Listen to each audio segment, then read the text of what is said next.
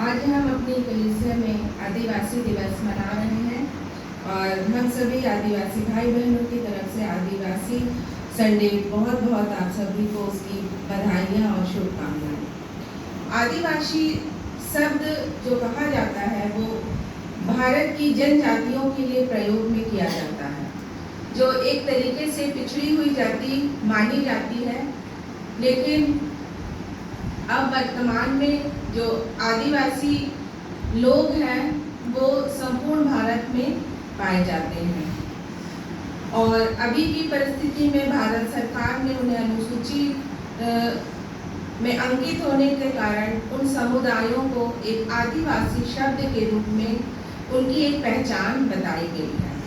और आदिवासी केवल जिन कुछ जातियां ही नहीं हैं, परंतु बहुत सी ऐसी जनजातियां हैं जिन्हें इसमें शामिल किया गया है।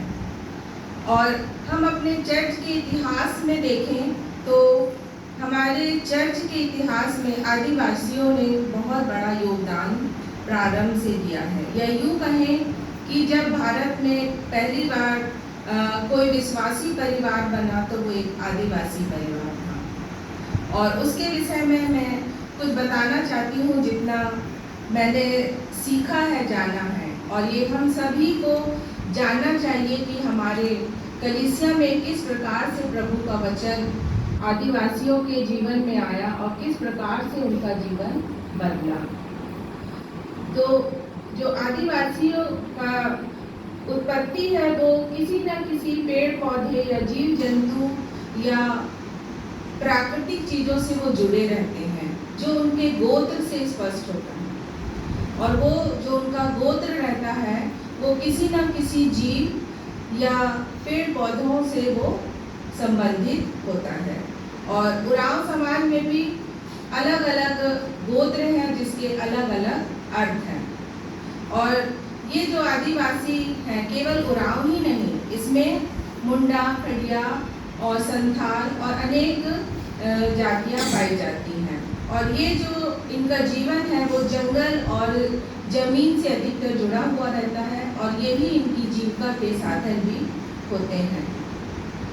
जिस प्रकार से इस्राएलियों को परमेश्वर ने बोला था कि तुमको अपने बाल बच्चों को ये बताना होगा कि किस रीति से तुम मिस्र से निकले थे, और उन फसह के पर्वों को याद करते हुए उनके अर्थ को बताया था कि वो तुमको अपने बाल बच्चों को उठते बैठते उनको बताना पड़ेगा।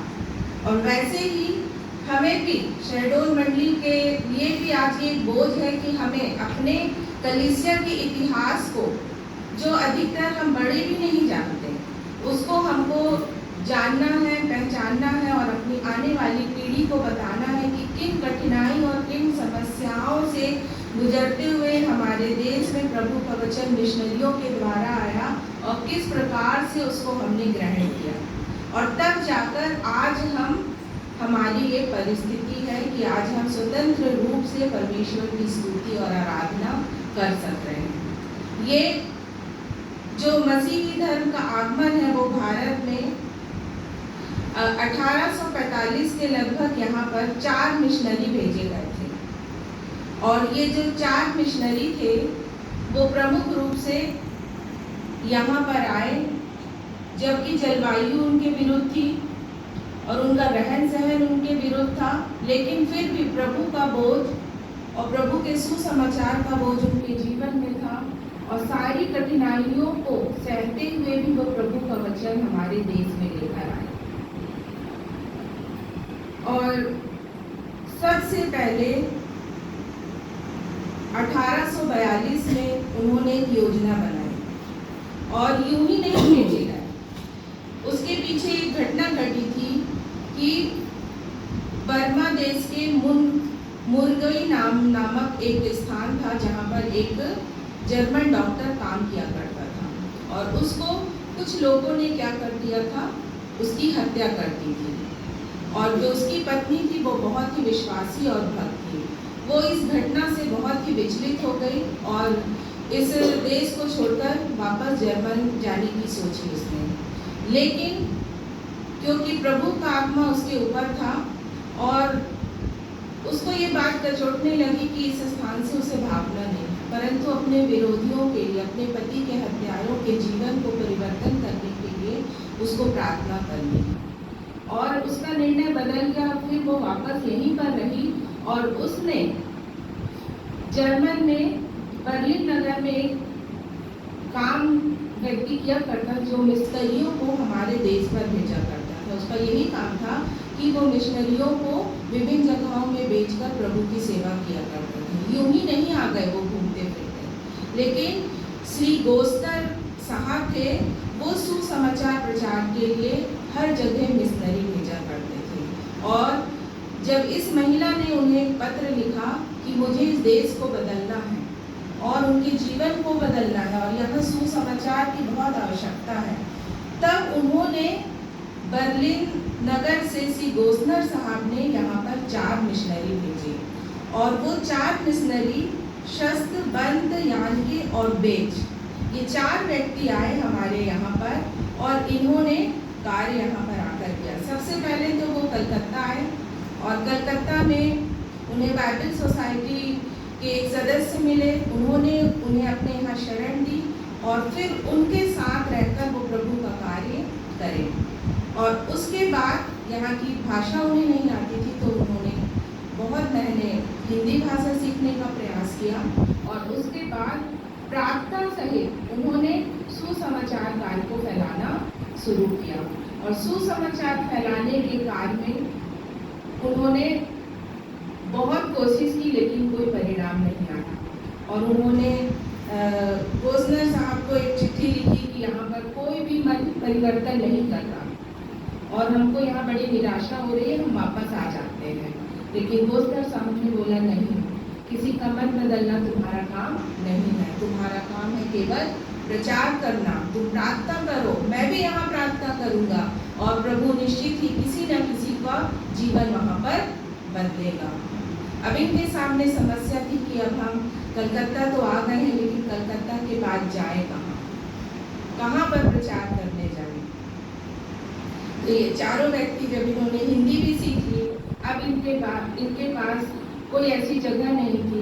अब जहाँ गोस्तर साहब इनको भेजना चाहते थे, जहाँ पर उस डॉक्टर की हत्या हो गई थी, वहाँ के आसपास के क्षेत्रों में इन्होंने काम किया और उसके बाद लेकिन किसी का जीवन नहीं बदला। वो निराश, हताश हो गए। फिर उन्होंने कहा कि हम फिर वापस आते, लेकिन उन्होंने बोला, नहीं, हम प्रार्थना कर रहे हैं, तुम वचन सुनाते जाओ।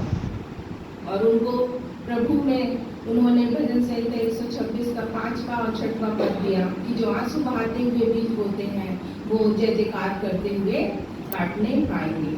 तो प्रभु ने उनको सामर्थ्य दी और वो फिर सुसमाचार के कार्य को करने लगे। और इन 5 वर्षों में एक भी विश्वासी नहीं बन पाया। और इन 5 वर्षों में गोस्तर साहब ने करीबन 19-20 मिशनरियों को उस क्षेत्र में भेजा और फिर उन्होंने कार्य करना शुरू किया।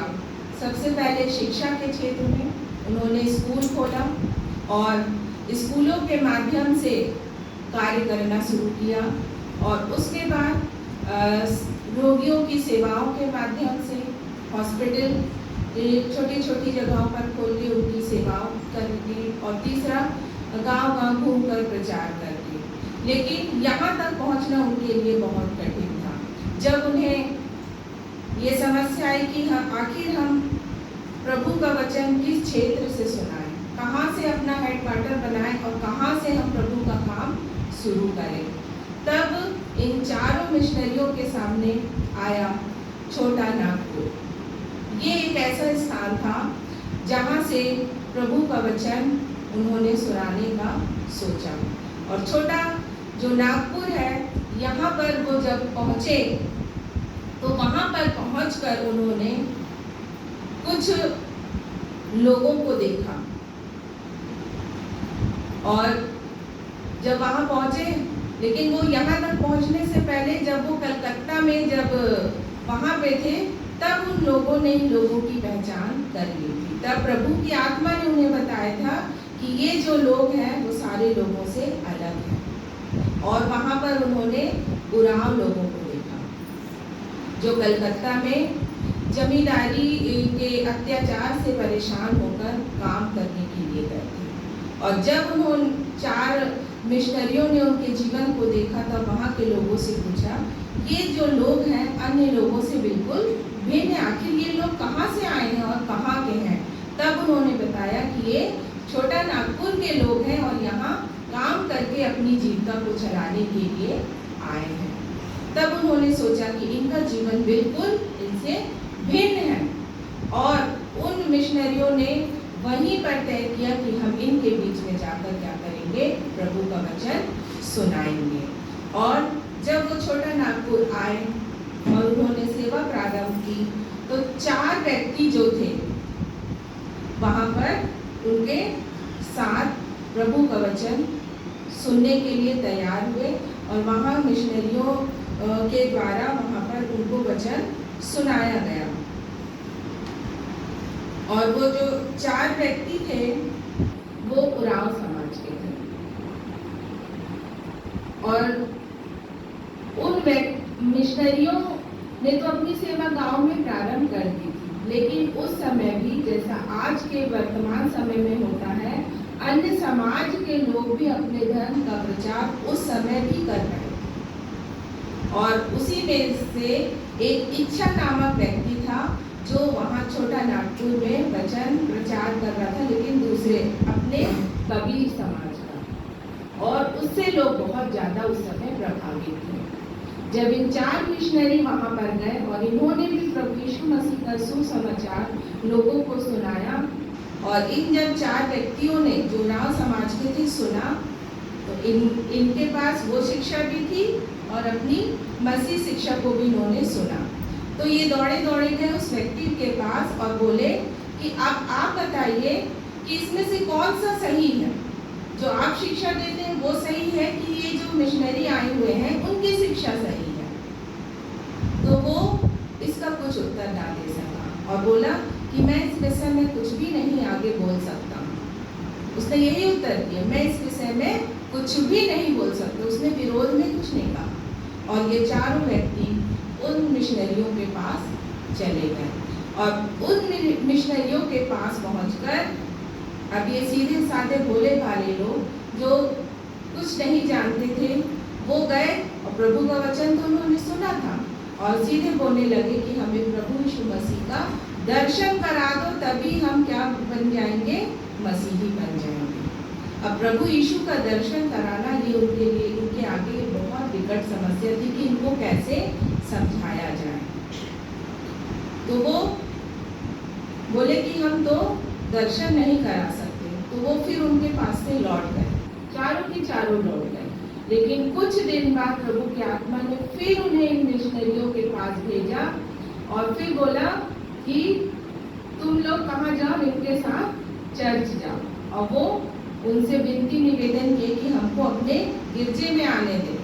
तो उन मिशनरी लोग बड़े प्रसन्न हुए, बोले कि ठीक है तुम हमारे गिरजे में आओ। और ये जो 4 उराव थे वो इस वजह से वहाँ जाना चाहते थे, वो ये सोचते थे कि इन लोग ने प्रभु यीशु मसीह को हमसे छुपा लिया है, हम हमको उनका दर्शन करने नहीं देना चाहते। और इस तरीके से वो प्रभु के भवन में पहुँचे। जब प्रभु के भवन में पहुँचे तो वहाँ की आराधना और वचन में उन लोग शामिल हुए और प्रभु ने उनके जीवन में एक नया विश्वास दिया और उन्हें ये विश्वास हो गया कि इन लोग हमको प्रभु यीशु मसीह को हमसे इन लोग छिपा नहीं रहे हैं। तब उनकी जो मन की आंखें थी वो प्रभु ने खोला और उन्होंने विश्वास किया और उन 4 व्यक्तियों ने अपने परिवार सहित बपतिस्मा लिया और वो 4 पहले हमारे यहाँ के विश्वासी कहलाए। और सबसे पहले जो विश्वासी परिवार बना वो एक उराव परिवार ही बना। तो जो आदिवासी परिवार का जो इतिहास है वो हमारी कलीसिया में बहुत ही महत्वपूर्ण है और शिक्षा के क्षेत्र में मिशनरियों ने काम किया और आज वर्तमान स्थिति में सारी जगहों पर ये आदिवासी समाज पाया जाता है। और आज की वर्तमान परिस्थिति में वहाँ जो कलीसिया है पश्चिमी भाग, उत्तरी भाग और जीएल चर्च के रूप में आज भी वहाँ आराधनाएं होती हैं और वहाँ छोटे गिरजे नहीं बनाए गए थे प्रारंभिक रूप से भी। वहाँ पर जब मिशनरी लोग आए थे तो उनका विश्वास था कि यहाँ के लोग बहुत ज़्यादा प्रभु में एक दिन आएंगे, और इसलिए बहुत बड़े बड़े चर्च वहाँ पर बनाए गए जो आज भी कई क्षेत्रों पर पाए जाते हैं।